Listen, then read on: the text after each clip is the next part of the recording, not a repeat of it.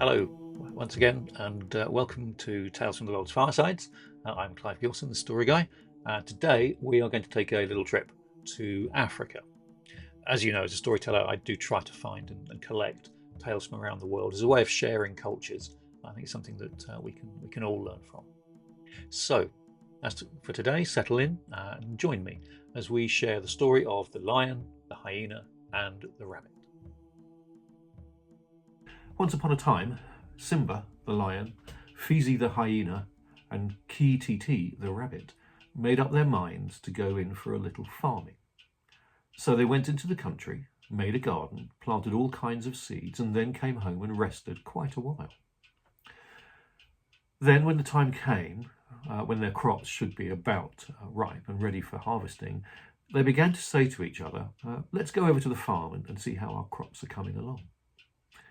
So one morning, early, they got started, and as the garden was a long way off, Ki-Ti-Ti, the rabbit, made this proposition. While we're going to the farm, let us not stop on the road, and if anyone does stop, well, why don't we let him be eaten? His companions, not being as cunning as he, and knowing they could outwalk him, readily consented to this arrangement. Well, off they went, but they'd not gone very far when the rabbit stopped. Hello, said Fizi the hyena. Ki-Ti-Ti has stopped, but he must be eaten. That's the bargain, agreed Simba the lion. Well, said the rabbit, I happen to be thinking. What about? Cried his partners with great curiosity. I'm thinking, said the rabbit, with a grave philosophical air, about those two stones, one big and one little. The little one does not go up, nor does the big one go down. The lion and the hyena, having stopped to look at the stones, could only say, why, really, it's singular, yes, but it's just as you say. And so, forgetting the bargain, they all resumed their journey, the rabbit being by this time well rested. And when they had gone some distance, the rabbit stopped again. Aha, said Fizi, Ki-Ti-Ti has stopped again, now he must be eaten. I rather think so, assented Simba. Well, said the rabbit, I was thinking again. Their curiosity once more aroused, his comrades begged him to tell them his think. Well, why? Said the rabbit. I was thinking this.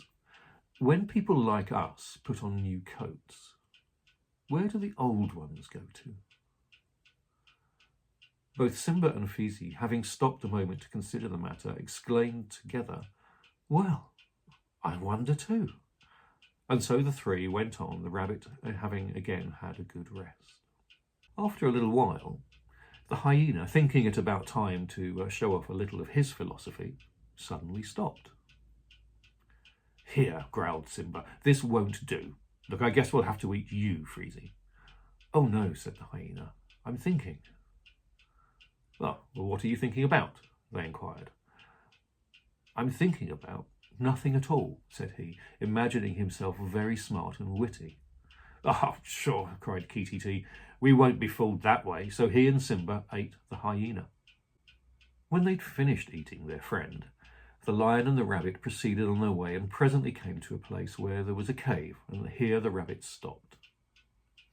Said Simba, I'm not so hungry as I was this morning, but I guess I'll have to find a room for you, little Ki-Ti-Ti. Oh, I believe not, replied Ki-Ti-Ti. I'm thinking again. Well, said the lion, what is it this time?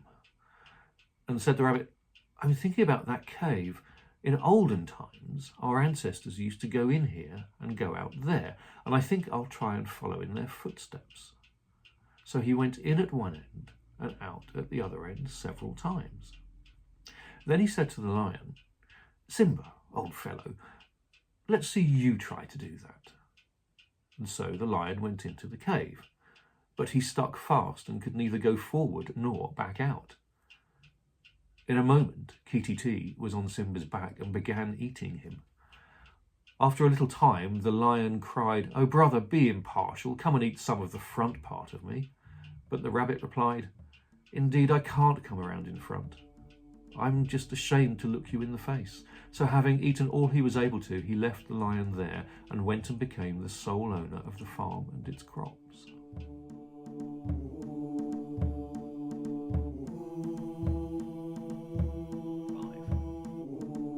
And there you have the tale of the lion, the hyena, and the rabbit. Lovely little thing.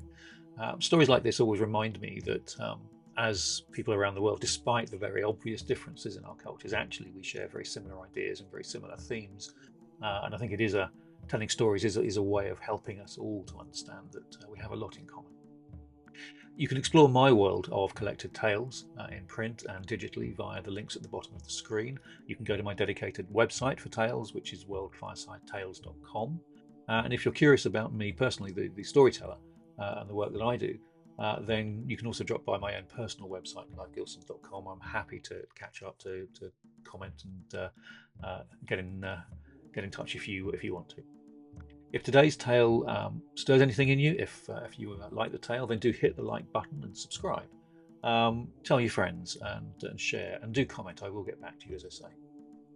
As ever, though, thank you for staying with me this long at Tales from the World's Firesides. I've been Clive Gilson, the story guy, and until we meet again, please do take care.